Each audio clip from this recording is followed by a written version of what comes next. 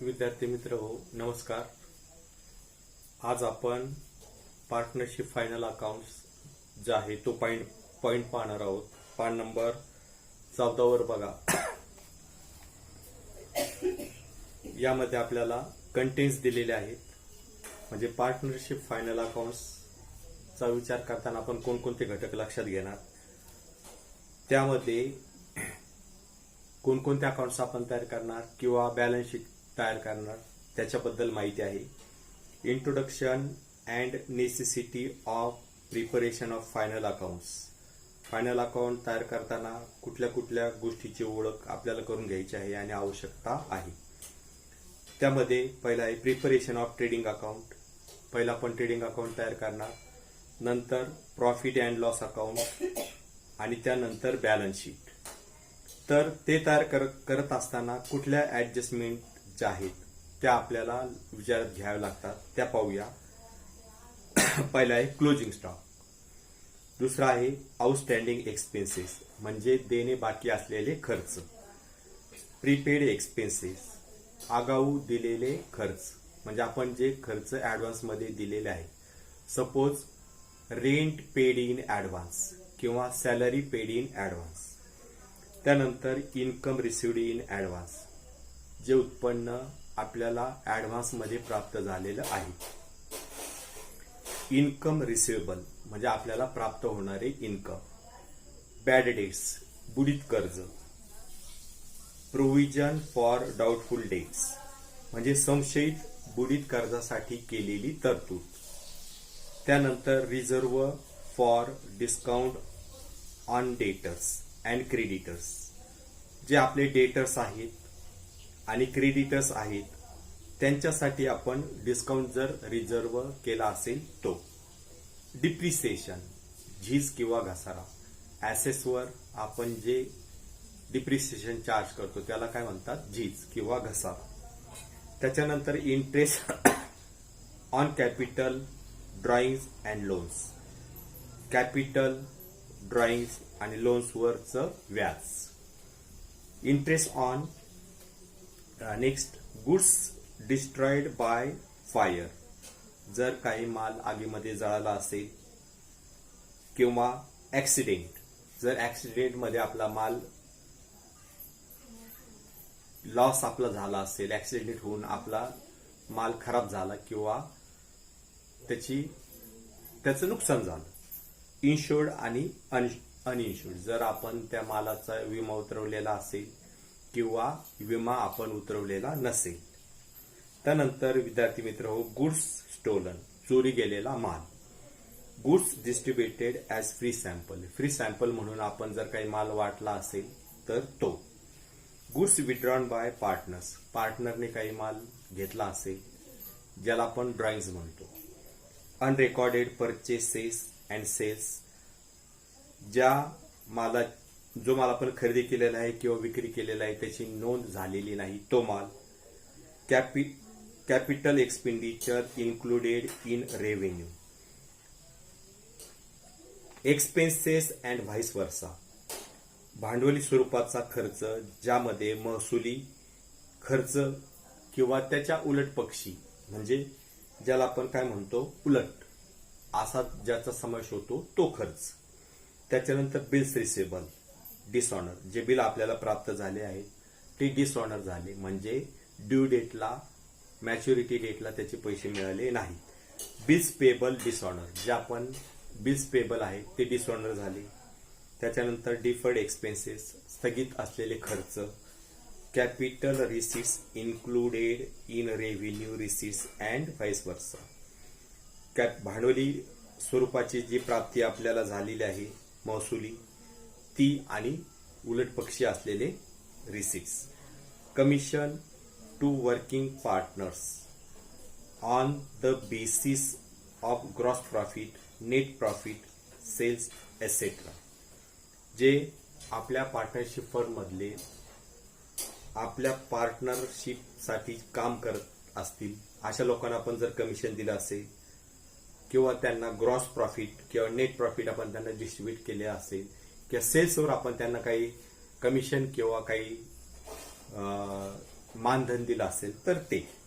तर अशा पद्धतीने आपल्याला या सगळ्या ऍडजस्टमेंट फायनल अकाउंट सॉल्व्ह करताना लक्षात घ्याव्या लागतात. विद्यार्थी मित्र हो, आता आपण ज्या वेगवेगळ्या स्टेप्स असतात अकाउंटिंगच्या त्या पाहूया. आता पान नंबर 15 बघा. Preparation of journal oblique subsidiary books. जे ट्रान्झॅक्शन होत असतं कुठलंही, तर त्या ट्रान्झॅक्शनचं रेकॉर्ड, त्या ट्रान्झॅक्शनची नोंद आपण जर्नल बुक मध्ये करतो. त्याला म्हणणार आपण प्रिपरेशन ऑफ जर्नल, जर्नलची तयारी. त्यानंतर सबसिडरी बुक्स, जे जर्नल आपण लिहितो त्याचा रेकॉर्ड नंतर आपण सबसिडरी बुक्स मध्ये करतो. त्यानंतर प्रिपरेशन ऑफ लेजर्स, जर्नलची पोस्टिंग लेजर पुस्तकात केली जाते. त्यानंतर preparation of trial balance, considering adjustments. विद्यार्थी मित्र हो, लेजर आपण तयार केल्यानंतर त्या सर्व लेजरचे बॅलन्स काढले जातात. एकतर ते डेबिट असतात किंवा क्रेडिट. त्यावरनं ट्रायल बॅलन्स केलं जातं आणि ट्रायल बॅलन्स करताना जर काही ऍडजस्टमेंट असतील तर त्या गृहीत किंवा लक्षात घेतल्या जातात. आणि त्यावरनं आपल्याला शेवटी आपण काय तयार करणार, प्रिपरेशन ऑफ फायनल अकाउंट्स. आणि मग आपण नंतर फायनल अकाउंट तयार करणार. त्यामध्ये कशा कशाचा समावेश होतो. पहिलं अकाउंट जे आहे ट्रेडिंग अकाउंट, दुसरं प्रॉफिट अँड लॉस अकाउंट आणि तिसरं आहे बॅलन्स शीट. बॅलन्स शीट हे स्टेटमेंट आहे, ते अकाउंट नाही, हे आपण लक्षात घ्यायचं आहे. तर आता आपण पहिलं पार्टनरशिप फायनल अकाउंट्स कसे तयार करतात तो पॉइंट बघूया. पान नंबर 15 वर 2.2 preparation of partnership final accounts. पार्टनरशिपचं, भागीदारी संस्थेचं फायनल अकाउंट कसं तयार होतं. Trial balance and adjustments are important in preparation of final accounts. तर विद्यार्थी मित्र, आपल्याला माहिती आहे की फायनल अकाउंट तयार होत असताना ट्रायल बॅलन्स आणि त्यावरच्या ऍडजस्टमेंट महत्वाच्या असतात. The list of debit and credit balances of all ledger accounts is called trial balance. तर ट्रायल बॅलन्स कशाला म्हटलं जातं, जे सर्व लेजर अकाउंट्स आहेत तर त्यांची लिस्ट तयार करणं. त्या लिस्टवरनं आपल्याला ते डेबिट बॅलन्स आलेले आहेत की क्रेडिट बॅलन्स आलेले आहेत ते आपल्याला कळतं आणि त्याचीच लिस्ट म्हणजे trial balance. The final account is prepared at the end of the every financial year. आर्थिक वर्षाच्या शेवटीच म्हणजेच 31 मार्चला, दरवर्षी 31 मार्चला भागीदारी संस्थेचं फायनल अकाउंट तयार केलं जातं. त्यामध्ये बघा, trading account shows the gross profit or gross loss and profit and loss account shows net profit or net loss of the firm.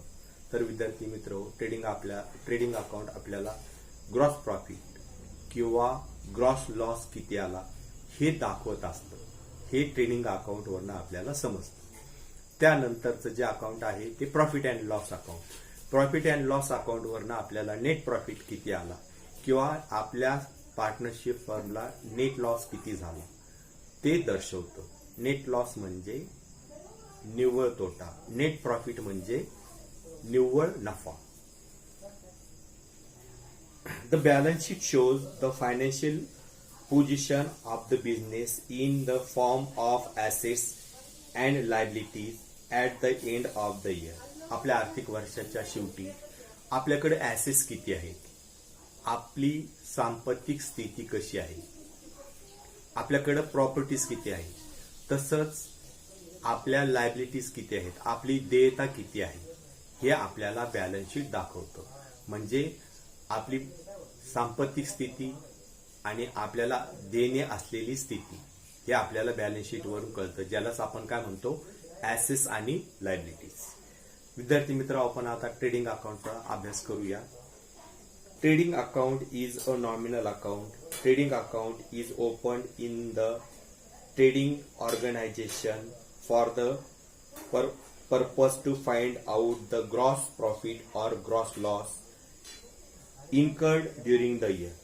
कुठली भागीदारी संस्था किंवा पार्टनरशिप फर्म ही आपल्याला किती लॉस झाला, किती प्रॉफिट झाला हे समजण्यासाठी ट्रेडिंग अकाउंट तयार करत असते. आणि ट्रेडिंग अकाउंट वरनं आपल्याला ग्रॉस प्रॉफिट, ज्याला आपण काय म्हणतो ढोबळ नफा, किंवा ग्रॉस लॉस म्हणजे ढोबळ तोटा किती झाला तो आपल्याला ट्रेडिंग अकाउंट वरनं समजतं. इथं बॉटली बॉय यांची एक डेफिनेशन आहे ट्रेडिंग अकाउंट बद्दलची, ती पाहूया. The trading account indicates the results by buying and sales of goods.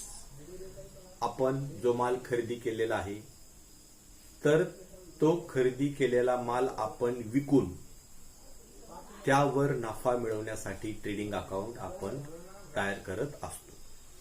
आता विद्यार्थी मित्र हो, आपण ट्रेडिंग अकाउंटचा स्पेसिमेन पान नंबर 16 वर दिलेला आहे. तर आपण तो ट्रेडिंग अकाउंटचा स्पेसिमेन लिहून घ्या. त्यानंतर प्रॉफिट अँड लॉस अकाउंट जे आहे ते आपल्याला 17 पानवर दिलेलं आहे, ते लिहून घ्या. म्हणजे आपण त्याची माहिती जी आहे ती या नंतरच्या लेक्चरला पाहू. तर आज आपण इथं थांबूया. आपण trading account, profit and loss account हे दोन्ही अकाउंट्स आपण लिहून घ्या, म्हणजे आपल्याला ते डीप मध्ये समजेल. थँक्यू.